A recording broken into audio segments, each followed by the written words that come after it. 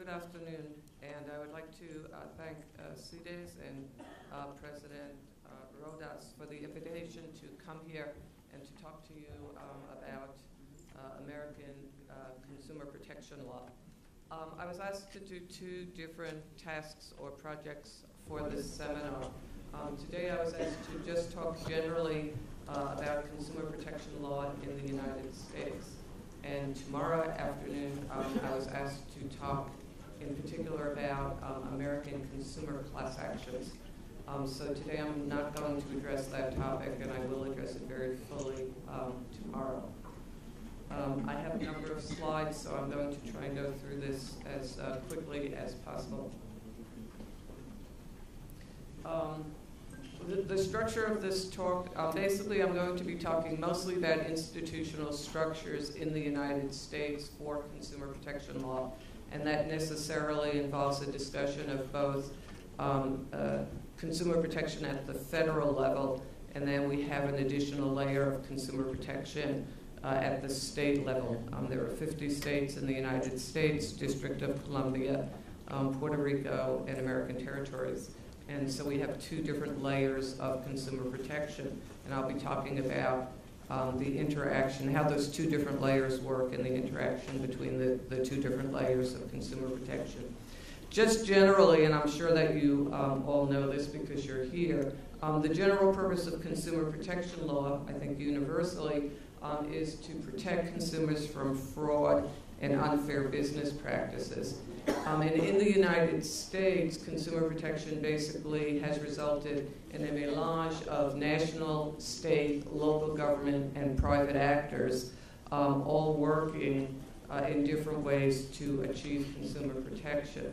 But one of the problems, as we'll see, with consumer protection law in the United States is because we have all these different actors, the scheme lacks any kind of centralization.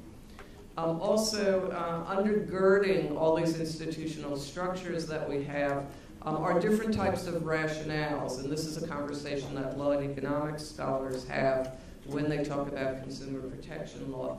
And so there are at least three different schools of thought that justify consumer protection legislation.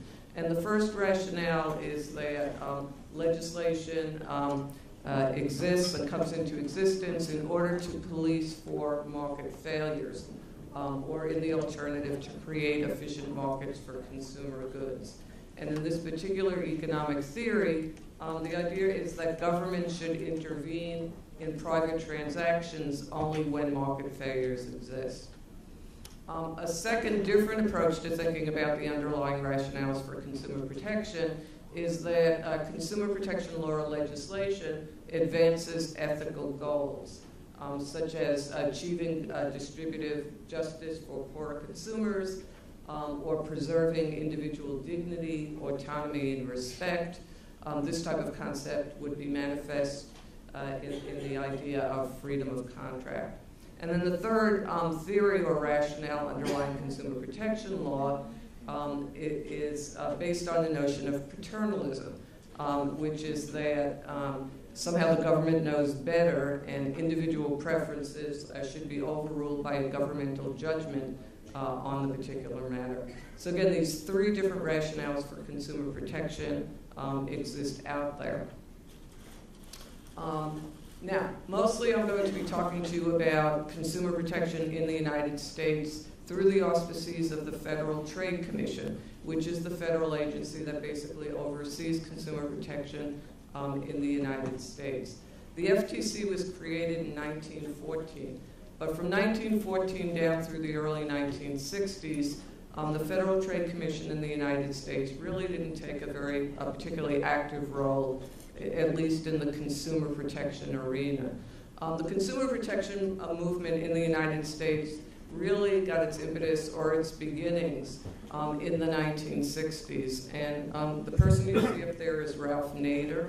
I don't know if you in Brazil know or have heard of Ralph Nader. He wrote a very famous book in the United States called Unsafe at Any Speed. This was a book that basically was a condemnation of the auto industry and problems with automobiles such as the Pinto, that had the tendency to explode and burn. Anyway, he published this very famous book, and he became a leading consumer activist in the United States, and he inspired a whole generation of activists in the 1960s who were known as Naders Raiders. So he really kind of is the godfather of the consumer protection movement in the United States. Okay, now I want to turn and talk to you about institutional structures. The leading institutional structure for consumer protection in the United States is the Federal Trade Commission, and that's the Federal Trade Commission building there in Washington, D.C. It was authorized by statute in 1914 by the Federal Trade Commission Act. It's an independent federal agency. It has 5 commissioners who are appointed by the President of the United States, and they serve for 7-year terms. And only 3 of those 5 appointed commissioners can be of the President's party. The overall goals of the Federal Trade Commission, again, consistent with the rationales for consumer protection law, are to afford consumers deception-free marketplace, to protect consumers by preventing fraud, deception, and unfair business practices, to provide high-quality products at competitive prices, and to maintain competition by preventing anti-competitive business practices. The Federal Trade Commission has 3 bureaus: a Bureau of Competition, a Bureau of Consumer Protection, and a Bureau of Economics. The Bureau of Competition is the bureau that's primarily tasked with dealing with antitrust, anti-competitive actions in the marketplace. But we want to focus on the Bureau of Consumer Protection. Under Section 5 of the Federal Trade Commission Act, this section of the law prohibits unfair or deceptive acts or practices affecting commerce, and deception is defined as occurring when there is a material misrepresentation, omission, or practice that is likely to mislead a consumer who is acting reasonably under the circumstances. The FTC basically is tasked with enforcing a large array of different federal statutes.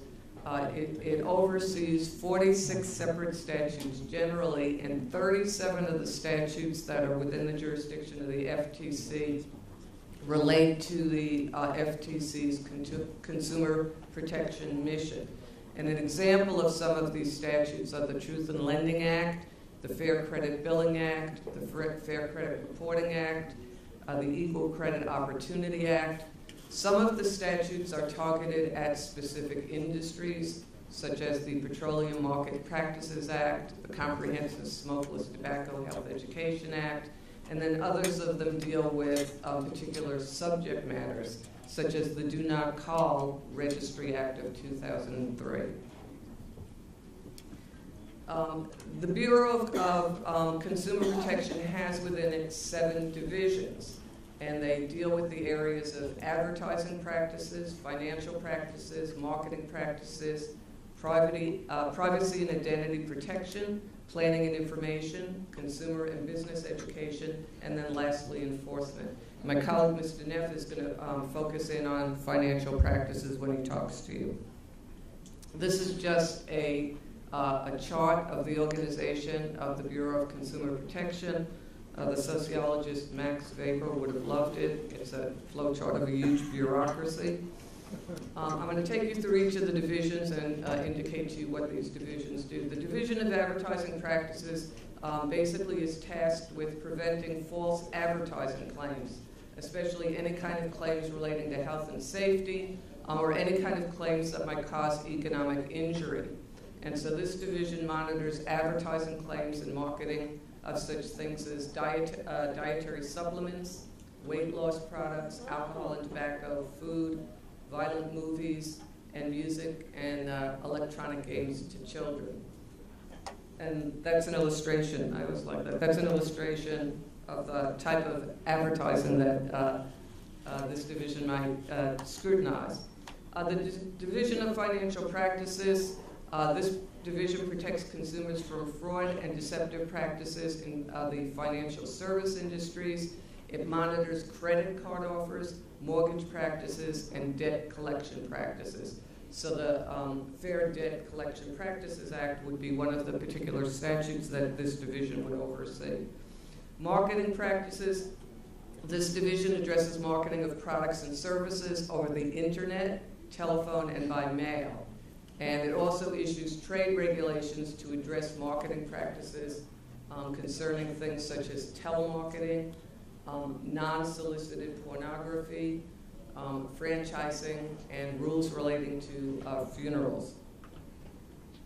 A more recent added division in the Bureau of Consumer Protection deals with privacy and identity protection. And this particular division is entrusted with protecting against improper use of consumers' personal information, which obviously has become increasingly important in the age of the internet and the web. This particular division ensures that companies who have access to personal information keep it secure. And also this division maintains a website dedicated to preventing identity theft. The Division of Planning and Information basically maintains and manages a consumer response center and a database. And so this particular division receives and addresses consumer complaints. It has a database that has an excess of 3.5 million fraud and identity theft complaints. So that's a reflection of how this problem is growing exponentially in the modern era. And also this division analyzes complaint data to better understand and prevent fraud and identity theft. The Division of Consumer and Business Education does exactly what its title says. It disseminates information to consumers through print, broadcast, and electronic media. It has industry-specific websites. In the United States, this particular division has made an effort to outreach, to reach Spanish-speaking people in the United States through educational materials that are in Spanish. And they also have a program for outreach to young consumers. All right, we want to talk about what are the powers of the Federal Trade Commission in terms of investigation and enforcement. Investigations that the FTC can undertake and also possibly enforcement actions can be triggered in several different ways. And so a request for an investigation can come from the President, from a congressional committee, from reference by a court, from consumer complaints, or by internal research by a division within the FTC. The FTC has the power to issue something known as CIDs.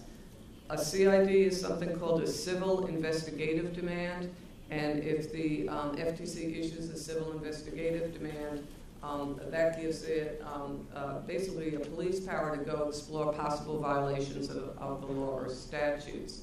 Once the CID has issued, the FTC can compel production of documents and or testimony, and if a violation is found or a probable cause for a violation is found, the FTC can issue a complaint to the violating person, partnership, or corporation.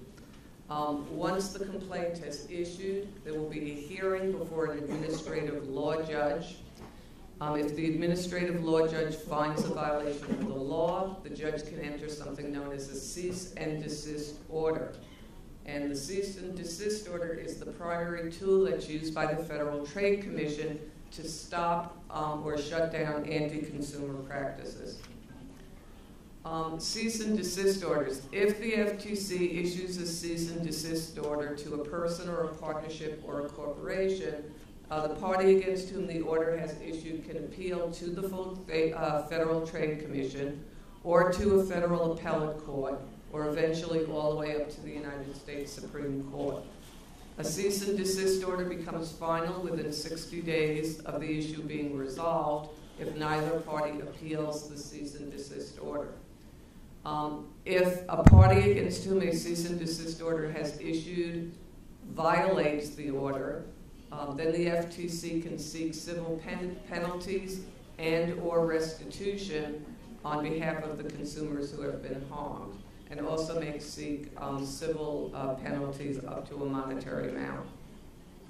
The FTC, in addition to its authority to issue cease and desist orders, has other regulatory means by which it can deal with consumer protection problems. So the FTC has the power to make trade regulations.